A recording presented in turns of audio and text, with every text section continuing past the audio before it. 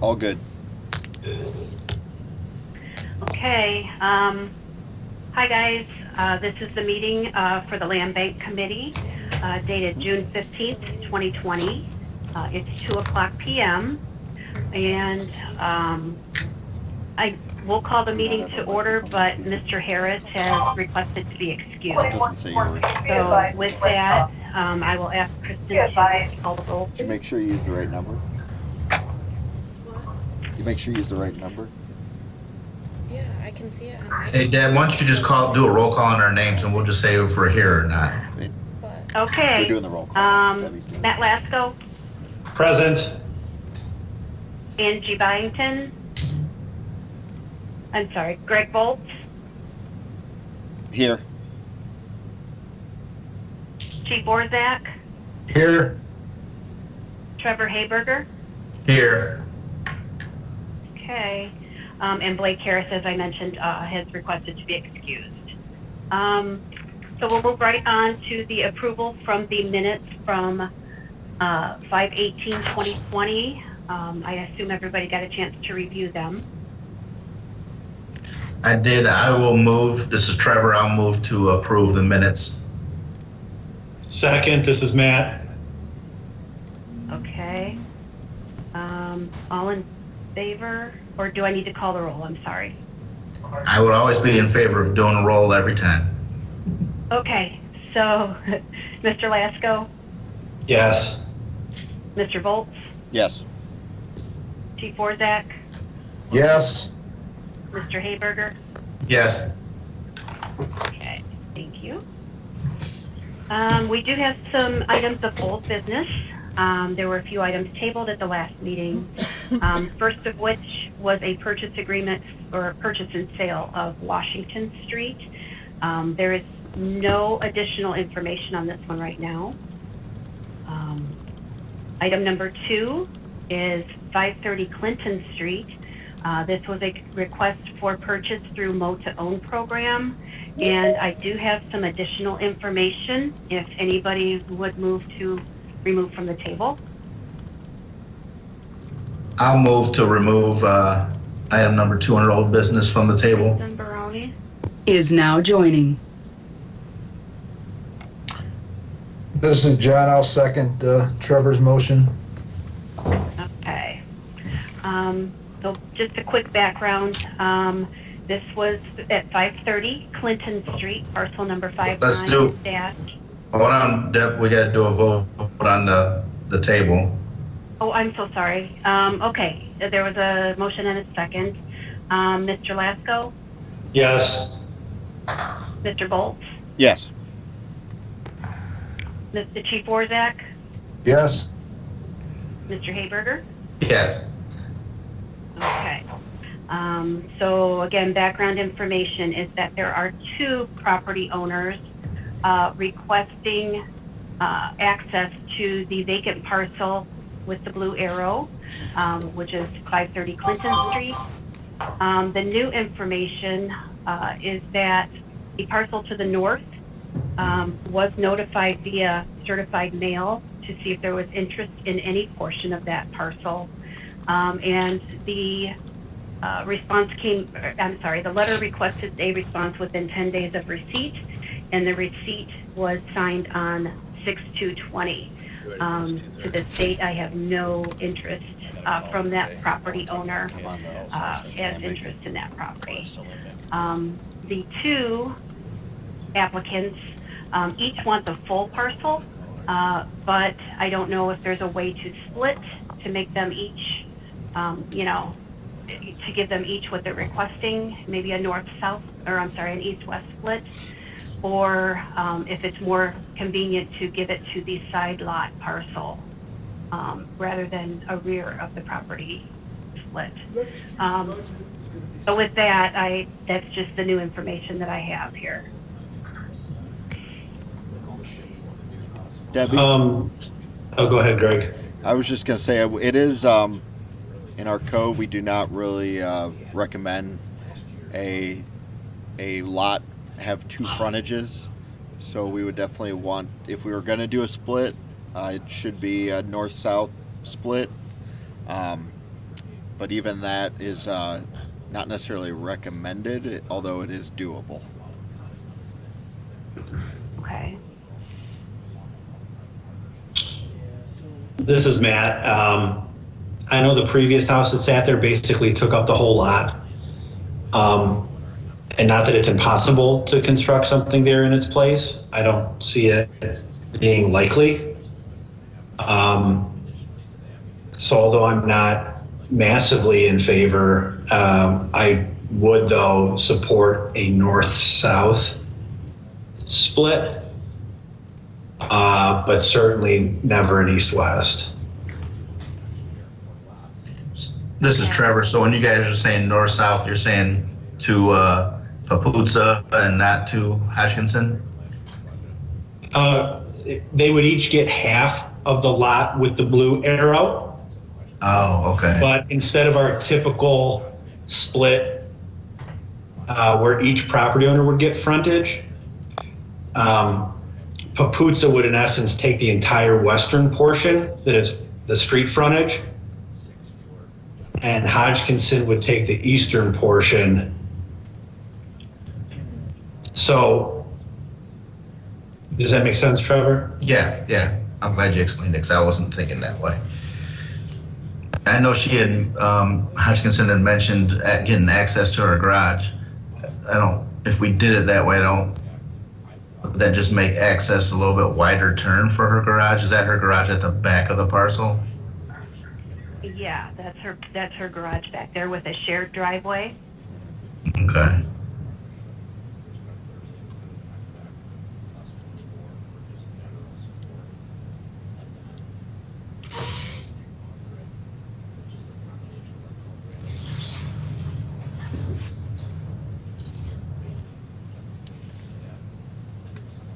Not sure if we want to vote on anything that was proposed. Well, I guess just to get this started, I'll make a motion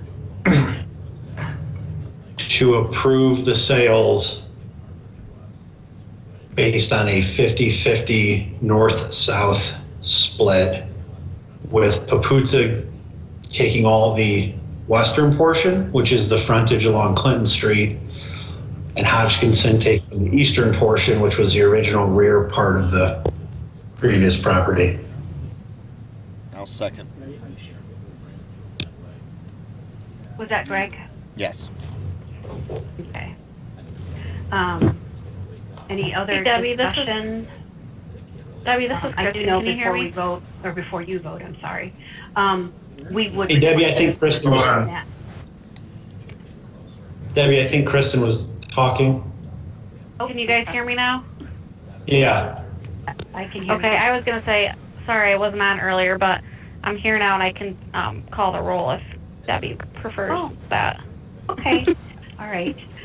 Well, there is a motion and a second. I did just want to clarify that we will require them to combine their portions with their existing property. So with that, if there's no further discussion, we can call the roll. Okay, Mr. Lasko, Yes. Mr. Volz, Yes. Chief Orzak, Yes. and Mr. Hayberger. Yes. Okay, I will get this approval to each property owner and get something started for that. We will take that to City Commission then as well. Item number 3 is a Harrison Street parcel. We do have more information on this one. It was previously tabled. If anybody would like to move to remove that. This is Trevor. I'll move to untable this item. Second. This is Greg.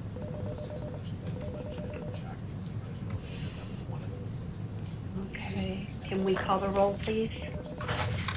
Mr. Lasko, Yes. Mr. Volz, Yes. Chief Orzak, Yes. and Mr. Hayberger. Yes. Okay, so the original request was for Robert Cole. He has requested a parcel next to his 1823 Harrison Street parcel. There are actually two parcels listed, 58.01145.000 and 58.01146.000. Originally requested, it was just one of those parcels, so we would have split the deed to reflect that each parcel is separate and combine it with his property. It was requested through the committee that I ask if Mr. Cole would like to purchase half of that property. So I did kind of draw a little line in there and contacted Mr. Cole, and he said that half of that property would be just fine for him. I did tell him that it would be combined with his property, so he would only get half of lot number 58.01145.000. So that's the new information that I have. If anybody wants to comment or make a motion. This is Matt. I have a question for the group. Sure. Or as policy. I understand we would require him to combine the half that he is purchasing with his property. Would we subsequently make him pay for the cost of us having to combine our two lots? Or no? This is Trevor. I was thinking that when we were discussing that just now, I think we would have to see if it's cost prohibitive though. And I don't know how much that would be to add that second parcel onto ours, but I would be inclined to have them pay for that.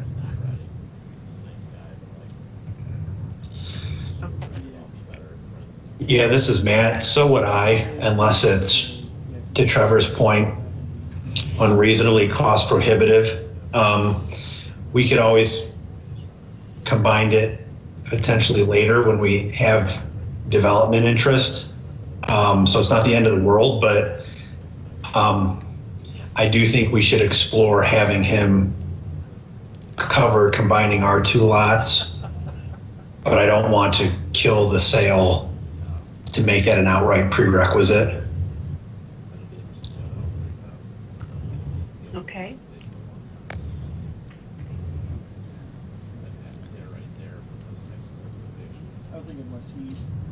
With that said, I would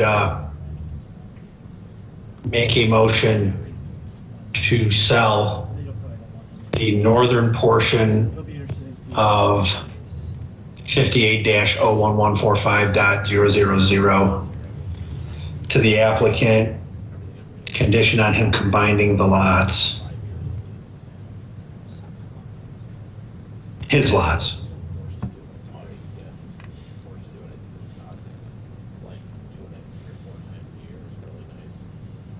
You don't want to throw in the 1462?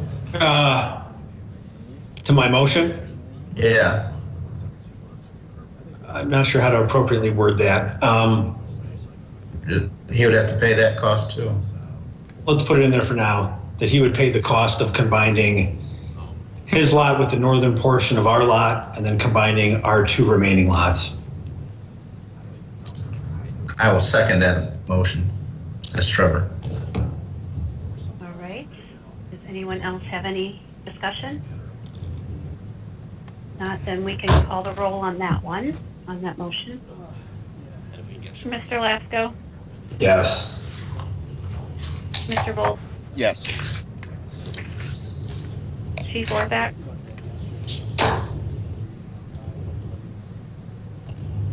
Sorry, yes. Mr. Hayberger, Yes.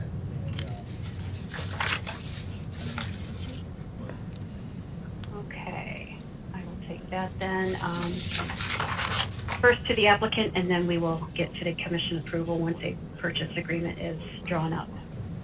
So now on to new business, we have agenda item number 4. It's a purchase and sale agreement for a Cold Creek parcel, parcel number 60-00043-031. This was formerly 4205 Ferndale.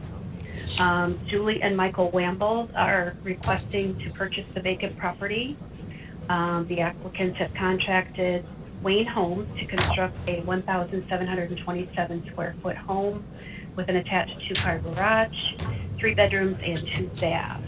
And the applicants do propose to owner-occupy the home. They have also agreed to comply with all deed restrictions and have voiced no objections to the draft purchase and sale agreement, which I did attach to the agenda. The lot is 0.412 acres with the dimensions of approximately 90 by 200. The applicants have offered to purchase the property for $30,000, which is approximately the Erie County Auditor's valuation. Valuation is $30,850.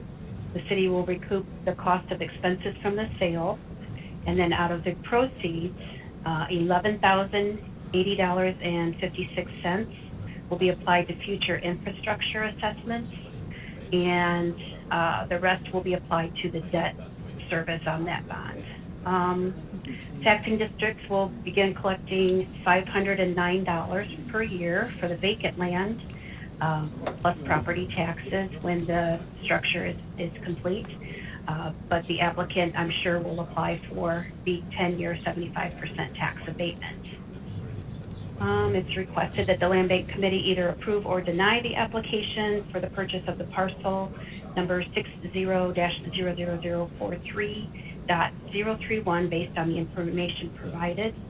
And if approved, the request will go to City Commission for final approval.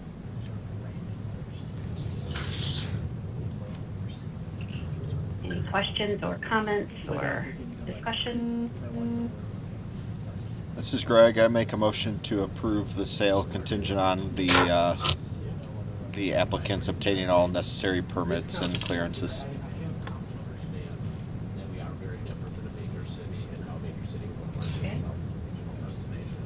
This is Matt, I second.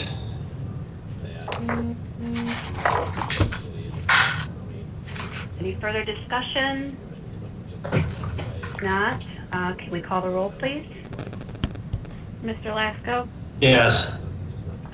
Mr. Volk, Yes. Chief Orzak, Yes. Mr. Hayberger, Abstain. I own vacant land out there, so I abstain from this. okay. Okay. All right, that one is approved, and the applicants will be very excited. I'll take this one to City Commission. Item number 5 is a request for additional land through the MODA Own program. This one is also in the Coal Creek area. However, this is reserve area. It's parcel number 60-00043.104. And I do have the picture of that area up on the screen, this reserve area here. The applicants have requested approximately 60 additional feet north and approximately 89 additional feet west, as indicated on the below parcel here. So it will make a significant difference to their parcel. The measurements that they've requested measures an approximate total of 0.55 acres, and the intended use for the property is just additional yard space. They have no plans to build on it, nor do I think that they will be allowed to build on it. The Younce's personal property is currently 0.33 acres with approximately 91 feet by 161. If approved, their acreage will increase to approximately 0.88 with approximate dimensions of 151 feet by 250 feet. The size of the reserve parcel is 1.47 acres and valued at $9,260. And if approved, that acreage will decrease to approximately 0.92 acres. There is no purchase price on the table. However, a suggested sale price is $3,086.67, which is approximately 1/3 of the current auditor's valuation of that property. And with this, the city will recoup the cost of expenses from the sale. There will be surveying, legal descriptions, lot split and combo, deed preparation, transfer, etc. That will be an earnest money deposit and 1 year of in-kind maintenance on the property by the applicant prior to the deed transfer. The taxing districts will begin collecting real estate taxes of approximately $55 per year. And if requested, or it's requested that the Land Bank Committee either approve or deny the application based on the information provided. And if approved, this would go through City Commission.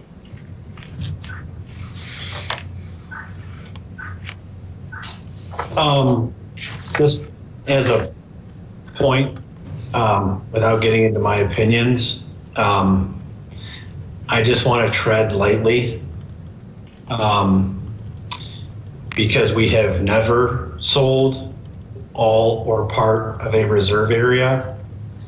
And even though there aren't deed restrictions, I fear when other property owners get wind of this, we potentially open ourselves up to future requests.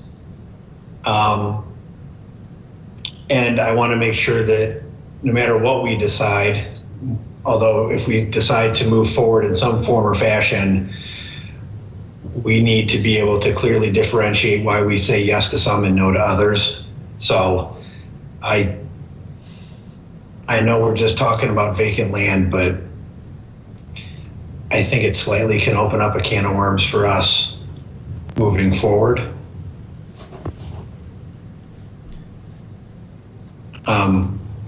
And I guess I'll keep talking.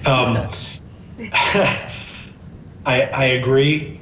Although I'm not a stormwater expert, those reserve areas were specifically designated to assist with stormwater. So he absolutely, or the owners absolutely would have restrictions on, in essence, building nothing, which I think would have to be in the restrictions. I also have no desire to give them any land to the north. I think the most I would agree to would be to only that space immediately behind their house that dead ends into the wooded area. I'm not in favor of even a foot to the north. And then lastly, I don't know that this is a mow-to-own transaction, in my opinion. I'd rather just do an outright sale. We're already out there cutting the area. We're logistically right there with our mowers. I don't think we're saving money by having them take it. We're not having, we're already out there versus a vacant lot where we've got to drive to the street. So I do think if we move forward, I'd rather just do a straight appraisal and have them buy it outright and combine the lots versus in-kind maintenance for some amount of time. So those are my thoughts. Does anyone know if there's an operating HOA out here that There's not. there's not? No. It never formally got created. Yeah, to your point, Matt, once someone wants something without having the neighborhood weigh in, it does open it up to everyone eating away piece by piece at their reserve area.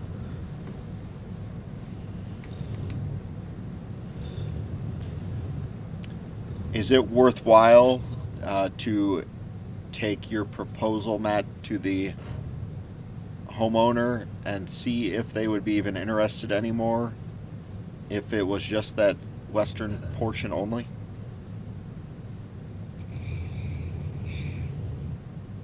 Maybe. The other option's an easement, which again, I prefer from a overall ownership and land use standpoint, but again, I acknowledge I could also open us up to people wanting easements all over the reserve area. Mm-hmm.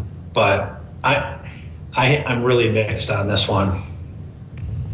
If they cannot build on it or anything like that, would what do you think the reason for acquisition is? He mentioned he just wanted yard space. And it almost looks like he would rather have this, he's pretty tight on that northern edge. But he did ask for additional yard space in his application.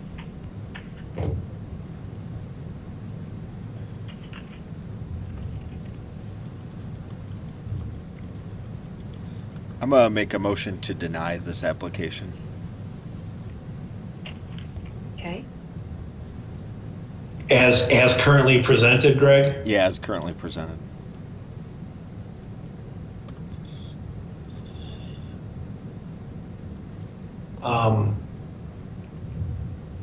I second denying the application as presented. But with that said, I wonder if after this we can consider going back to them with something. But at least for this application, I would vote to deny it, or second your motion. Okay. Is there any other discussion on this item? Okay, can we please call the roll then? Mr. Lasko, Yes. Mr. Bolt, Yes, deny. Chief Orzak, Yes. and Mr. Hayberger. Abstain, my vacant property butts up against the reserve area, so. Okay, I will get this information to the applicant and, tell them that if they wish to revise their application, we could bring it back. Those are all of the agenda items. I do know that there are agenda items to be heard on July 20th for a land bank meeting at that time. Does anybody have anything else to go over today? Okay. This is Matt. I'd make a motion to adjourn. Second, Trevor.